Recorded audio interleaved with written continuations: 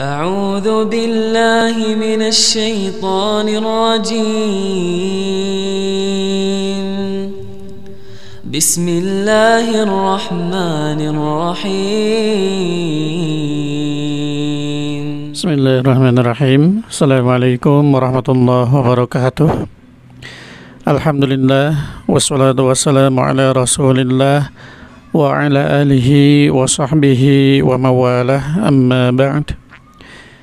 Alhamdulillah, kembali lagi dengan saya Abu Najla dari tasarbamuslim.com.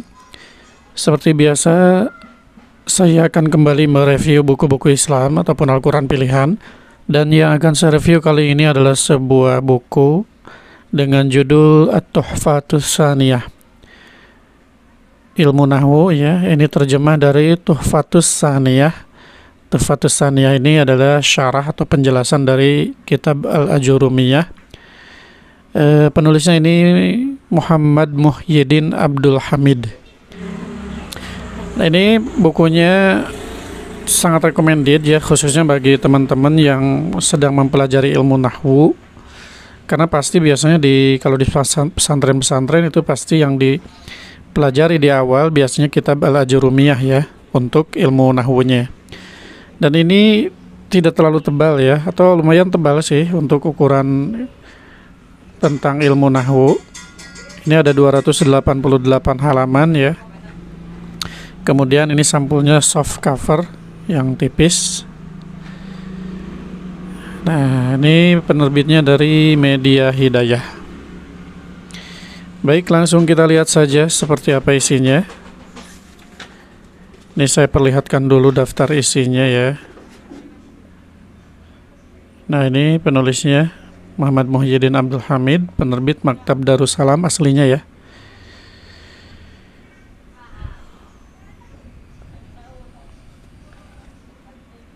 Kemudian kita lihat daftar isinya. Nah, ini di daftar isi ada kata pengantar, kemudian daftar isi, kemudian mukadimah, pensyarah kitab Al-Ajurumiyah, kemudian mukadimah lagi mungkin dari Al-Jurumiyahnya ya. Kemudian jenis-jenis kalam, ciri-ciri isim, ciri-ciri fi'il, huruf, al-i'rab, macam-macam i'rab, mengenal tanda-tanda i'rab, dhammah sebagai tanda i'rab rafa, dan seterusnya. Pokoknya intinya ini yang dibahas di kitab Al-Ajurumiyah ya. Dan seterusnya, ini banyak ya. Pokoknya yang dibahas di kitab Al-Ajurumiyah itu dibahas di sini ya, dijelaskan di sini. Langsung saya perlihatkan saja seperti apa isinya. Ini tadi mukadimah pensyarah. Kemudian ini mukadimah lagi. Tidak tahu ini dari siapa. Mungkin dari penerbit ya. Nah, kemudian kita masuk ke intinya ya. Di sini ada tulisan matan dengan jelas, kemudian ada syarah. Kalau matan ini yang tulisan asli kitabnya ya. Qala al-musannif wa huwa Abu Abdillah Ibni Muhammad bin Dawud Anson Haji al-ma'ruf bi Ibni Ad-Jurum, dan seterusnya. Qala musannif ya. Al-kalamu huwa lafdu al-murakabu al-mufidu bil wad'i. Ini terjemahnya. Kemudian nah ini tadi yang pokoknya ya. Kalam adalah suatu lafaz yang tersusun, memiliki makna yang sempurna dengan pengucapan sesuai dengan bahasa Arab. Kemudian ini syarahnya atau penjelasannya. Saya bacakan dulu ya.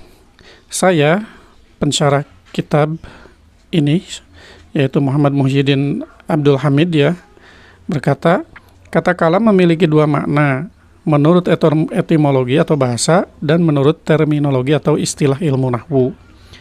Menurut etimologi, kalam berarti ungkapan yang dapat memberikan satu makna yang sempurna, baik berupa ucapan, coretan, tulisan, ataupun isyarat, kode, atau simbol tertentu. Itu kalam menurut bahasa ya. Tapi kalau menurut terminologi ahli ilmu nahwu, sesuatu dapat disebut sebagai kalam apabila menghimpun 4 hal. Jadi syaratnya disebut kalam itu ada 4. Yang pertama harus berupa lafaz tadi al-lafdhu ya. Kemudian harus murakkab atau bertingkat atau tersusun dari 2 kata atau lebih. Kemudian harus mufid, memberi makna yang sempurna. Kemudian yang keempatnya harus diucapkan sesuai dengan pengucapan orang Arab. Kemudian di sini ada penjelasannya lagi lebih detail lagi. Maksud kalimat berupa lafaz adalah ungkapan tersebut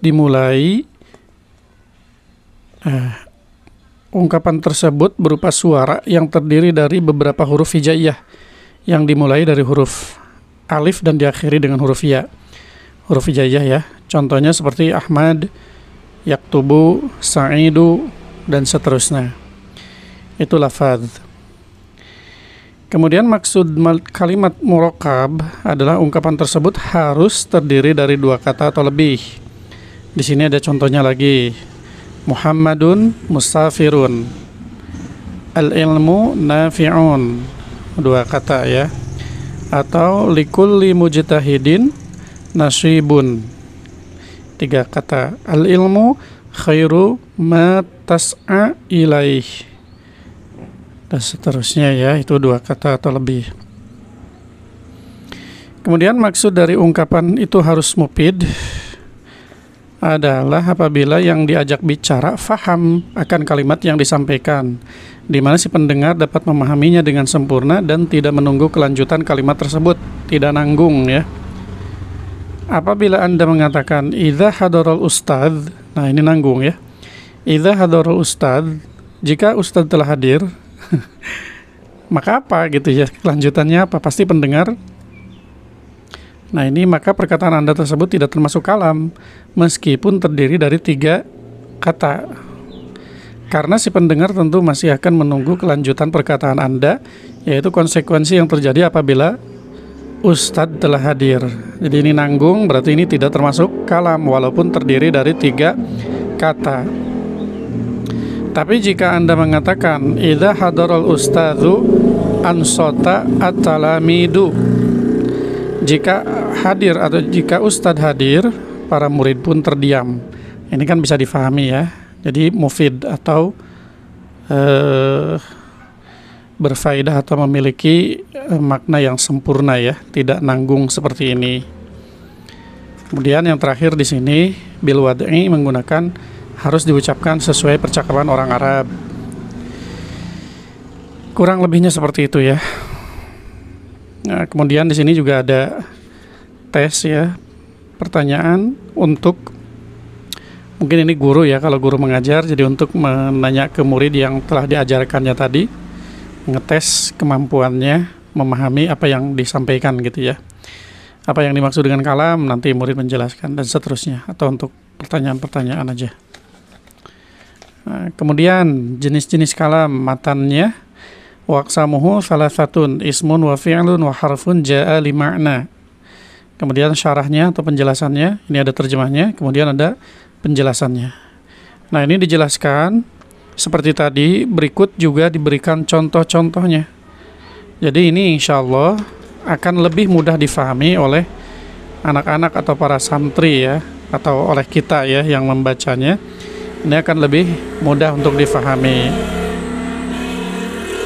karena sudah ada penjelasannya dan disertai juga dengan contoh-contohnya. Sampai berikutnya juga kurang lebihnya sama ya, intinya seperti itu. Jadi ada matannya, matan dari kitab Jurumiyahnya, kemudian ada terjemahnya, bahasa Indonesianya, kemudian ada syarah atau penjelasan dari matan yang tadi disampaikan di atas, berikut disertakan juga dengan contoh-contohnya supaya lebih mudah untuk difahami. Jadi kurang lebih seperti itu ya. Sekali lagi buku ini sangat saya rekomendasikan, khususnya untuk para santri atau para ustadz atau teman-teman yang saat ini ingin mempelajari lebih jauh tentang struktur bahasa Arab atau ilmu nahwu ya. Ilmu nahwu, kenapa ini harokatnya harus kasroh, kenapa ini harokatnya harus domah, dan seterusnya. Nah, di dalam buku ini insya Allah dijelaskan. Baik teman-teman, mungkin itu saja yang bisa saya share untuk video kali ini. Seperti biasa ya, bagi teman-teman yang tertarik untuk memiliki buku ini, silakan teman-teman order melalui WhatsApp di 087870173490. Terima kasih. Assalamualaikum warahmatullahi wabarakatuh.